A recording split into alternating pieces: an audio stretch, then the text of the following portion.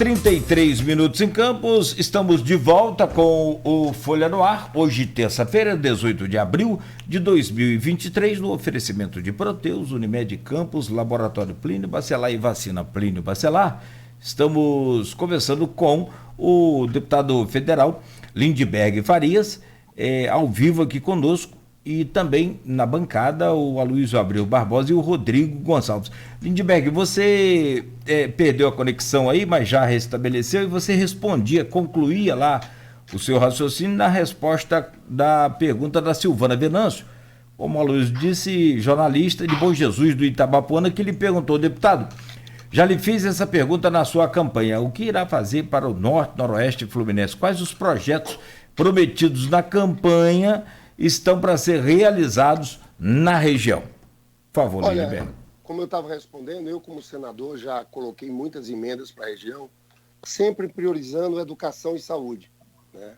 Você veja que Campos tem um polo educacional aí, Itaperuna tem um polo educacional, a Silvana, que é de Bom Jesus, a gente já tinha colocado emendas também lá para o Instituto Federal de Bom Jesus, na época o prefeito era o Tatu, e o reitor é o reitor Jefferson, que todos vocês conhecem, que faz esse grande trabalho nesses institutos federais aí, que eu acho que são um pouco. Eu posso dizer a vocês, agora a gente tem mais recursos, Aloysio, porque tinha as emendas de orçamento, o Supremo acabou com as emendas de orçamento, só que foram ampliadas em muito o valor das emendas dos deputados aqui em Brasília, né? Então, hoje um deputado tem, posso dizer, algo de em torno de 50 milhões para investir no estado do Rio de Janeiro. Eu posso garantir a vocês, de Campos, do Noroeste Fluminense como um todo, do Norte Fluminense, que nós vamos usar essas emendas, principalmente para investimentos em educação e saúde. Lindbergh, a gente roçou em temas, nos temas nacionais, a gente roçou em alguns deles no bloco anterior. É consenso, seja por parte do governo, seja até por economistas talvez mais críticos à proposta, que o arcabouço fiscal, cujo texto chega hoje ao Congresso, ele é irmão siamês da reforma tributária. Uma coisa tem que andar para e passo com a outra. O arcabouço, embora ainda não os pormenores do texto, teve uma recepção muito boa no Congresso. Não só por parte do governo, uma recepção boa de maneira geral. Qual é a expectativa de vocês do trâmite do arcabouço e o trâmite do marco fiscal e da reforma tributária? E quando vocês projetam que eles vão começar a gerar resultados para a economia andar, que foi uma das características positivas do governo Lula 1 e Lula 2? Olha, deixa eu te contar. A reforma tributária é indispensável para o país. Agora, o Haddad decidiu fazer uma fase 1 e uma fase 2. A fase 1 é sobre a tributação no consumo. E a fase 2, que eu considero mais importante, que é a tributação sobre renda e patrimônio. Porque o Brasil é tem um dos sistemas tributários mais desiguais do mundo. Aqui, classe média baixa e trabalhador, povo, paga muito imposto. E os muito ricos, infelizmente, pagam menos impostos. Para você ter uma ideia, só aqui no Brasil, dois países do mundo, Brasil e Estônia, você isenta lucros e dividendos. Para você que está nos escutando, o que são lucros e dividendos? Um diretor de um grande banco no Brasil, que ganha R$1 milhão por mês, existem essas pessoas que ganham R$1 milhão por mês, sabe quanto é que ele paga de lucro, de imposto de renda? Zero. Porque ele recebe como lucros e dividendos, não recebe como salário. Aí você tem um professor aí de Campos, que recebe, não sei, um professor do Instituto Federal, não sei, que receba R$10 mil, sabe quanto ele paga? 27,5%. Ou seja, os muito ricos criaram brechas Que eu estou falando aqui dos bilionários que pagam muito pouco.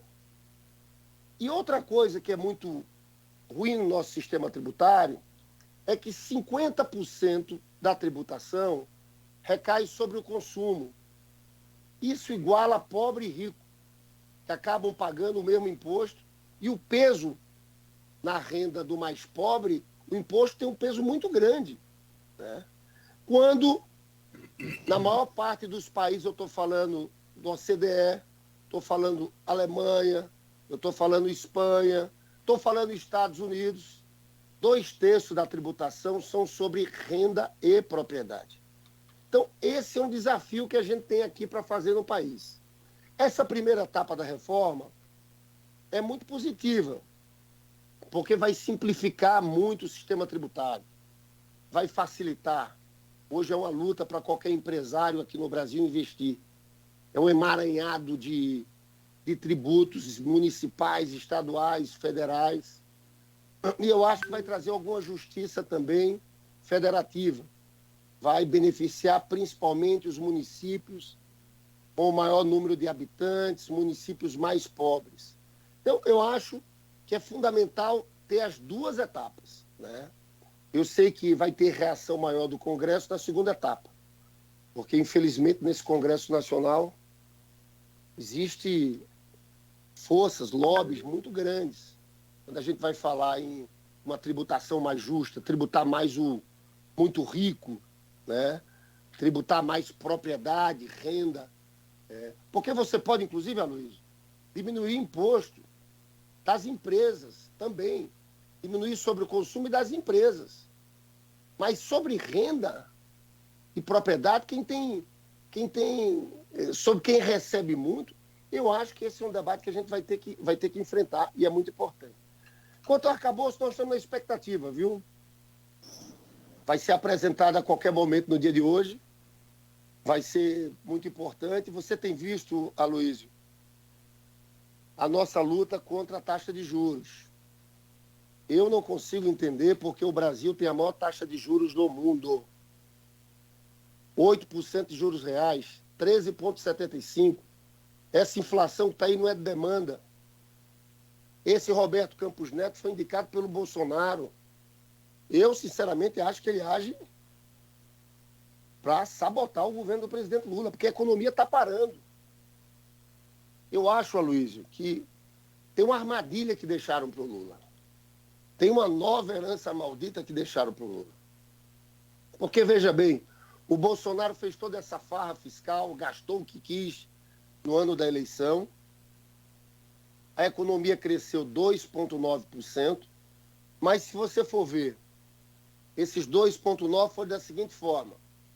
Cresceu 1,3% no primeiro trimestre do ano passado, 0,9% no segundo trimestre do ano passado, 0,3% está caindo no terceiro trimestre do ano passado, e no último trimestre, antes do Lula assumir, foi menos 0,2%. Então deixaram a economia caindo. E o Lula assume nessas circunstâncias. Aí tem um Banco Central autônomo, presidido por esse Roberto Campos Neto, que deixa a taxa de juros lá em cima.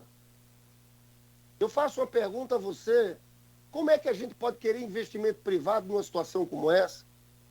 Tem muitas empresas quebrando, em recuperação judicial, porque pegaram os juros quando a taxa Selic era 2%, está agora 13,75% e estão quebrando. Qual é o empresário que vai investir se ele pode ganhar em títulos da dívida pública 8% ao ano? Então, eu diria que o desafio, a armadilha que montaram para o governo Lula, é uma armadilha muito séria. Por isso que o Lula, além da vontade dele, nós vamos ter que ter muita sabedoria para como sair disso, né? E a gente fala sobre os juros, tem uma reação de setores, inclusive da imprensa, né? Então, é um momento delicado, porque o que esse Roberto Campos Neto do Banco Central está fazendo é puxar o freio de mão da economia. A previsão do mercado, existe o Boletim Focus. O Boletim Focus junta a avaliação de mais de 130 instituições financeiras, bancos, sobre previsão econômica, sobre resultado fiscal, a previsão de crescimento esse ano é 0,9%. Isso é muito ruim. Então, eu diria que a grande tarefa nossa é, com sabedoria, desamarrar esses nós, fugir dessas armadilhas, para colocar o país na rota do crescimento, da geração de empregos e distribuição de renda. Porque foi isso que o Lula fez nos seus governos. As pessoas lembram do Lula por isso. A vida melhorou, tinha mais emprego. Só que dessa vez, nós temos desafios maiores, porque, volto a dizer, deixaram uma armadilha aqui para o Lula. Deputado Lindbergh Farias, hoje é um dia muito importante para o governo federal. Você vê aí essa questão do arcabouço, ontem mesmo a Simone Tebet falava e demonstrava a preocupação caso esse projeto não ande, caso ele não seja aprovado. Você falava mais cedo sobre a inabilidade, né, do governo em não ter também uma frente, a sua bancada no Congresso. Para lidar com essa situação, hoje colocada aqui já por você, né, no questionamento do Aloysio, são dois centrões hoje. Se um já era bom, dois então você imagina. São dois centrões e ainda a ala bolsonarista. Como é que você vê? Porque se não for aprovado o arcabouço fiscal, você tem aí pouco mais de 24 bilhões, o que daria só para bancar o mínimo do mínimo ali do governo federal, ou seja, só para a máquina não parar. Programas sociais, essa coisa toda, pararia tudo. Você lida com a possibilidade disso não andar no Congresso? Não, eu acho que vai ser aprovado o arcabouço. A nossa preocupação aqui é outra também. Nós somos PT, somos base do governo, mas nós queremos também fazer sugestões, porque volto a dizer a vocês, o fundamental para esse período, para o governo Lula dar certo, é a economia crescer, gerar empregos, distribuição de renda, tá? Porque se a gente tiver, vocês vão concordar comigo, que se a gente tiver economia estagnada, sem crescimento, sem geração de empregos, aí a situação fica mais complicada para a gente, né?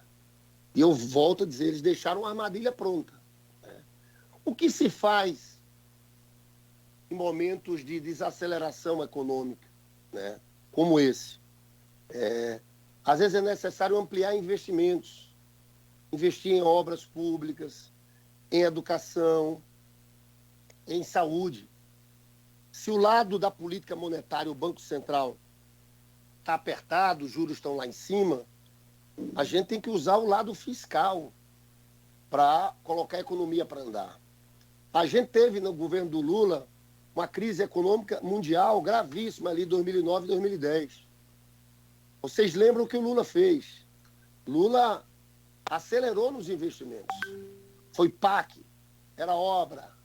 Você tem uma ideia, o crescimento das despesas ali, dos investimentos, em 2010 foi 16%. Foi algo muito forte, né?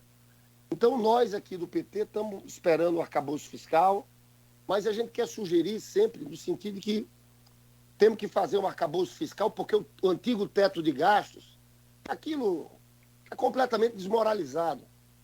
Desde o início, aquilo era uma trava muito grande a investimentos sociais. Aquilo era inviável, né? Era inviável. Então, é preciso ter uma outra regra fiscal, mas a gente quer contribuir porque a gente acha, viu, Luiz, que essa regra tem que ser uma regra que tenha flexibilidade e afaste, por exemplo, investimento. Todo mundo diz que investimento... Aqui, quem é de esquerda, quem é de direita, todo mundo concorda de dizer que o investimento em infraestrutura é algo que estrutura, que é importante. Eu sou da tese que o investimento tem que estar fora do teto. Porque se a gente desacelera a economia muito, a gente vai precisar justamente desse investimento para jogar a economia para frente, entendeu? Então, nós estamos na expectativa do arcabouço, mas a gente quer fazer sugestões também. Do outro lado, o mercado faz sugestões, porque tudo que a gente não pode ter nesse momento é a somatória de uma política de aperto monetário com outra de aperto fiscal, né? Nesse momento, a gente acha que isso não pode acontecer. Então, a gente quer dialogar, contribuir, vamos conversar com a Haddad, porque é o que o Lula quer também, o que a gente quer também é crescimento econômico. Então, A gente tem que ter cuidado para não ser um arcabouço que aperte demais e dificulte a nossa capacidade de investimento nesse próximo período. Lindbergh, dentro dessa proposta do arcabouço, tem um fator também importante que também acaba passando pelo Lira, que é a escolha do relator do projeto na casa, né? E o Lira já falou que vai esperar chegar o texto para definir isso. No entanto, são cotados 3 pessoas que são diretamente ligadas a ele, que é o Cláudio Cajado, o Fernando Monteiro de Pernambuco e o Marcelo Queiroz do Rio de Janeiro. Né? O relator tem esse papel justamente desse diálogo que você está falando que precisa ter, né? Como é que fica isso, essa escolha do relator? De que forma vocês também vão tentar aí essa indicação? Como que vai ser isso? A indicação vai ser do Lira, mas o Lira tem dito que em relação ao arcabouço, que ele quer botar para votar em 15 a 20 dias. Então o Lira está dizendo que vai colocar para votar rapidamente. O que é uma boa notícia. Que é uma boa notícia. E o relator vai ser ligado a ele. Mas como ele está pegando isso como a forma que ele tem dito que ele vai ajudar o governo, isso vai ser importante para a gente aqui. Eu não creio que o relator indicado pelo Lira traga problemas. É claro que a gente sempre fica preocupado em que eles mexam no texto, no sentido de endurecer o arcabouço demais. Endurecer demais, se vocês me entendem, é criar uma trava grande para investimento. Veja bem, pessoal, o Lula, a gente conseguiu essa PEC da transição. Nossa família, no Minha Casa Minha Vida. A gente conseguiu fazer o Bolsa Família com R$600, porque o Bolsonaro falava de R$600, mas o que estava no orçamento era 400.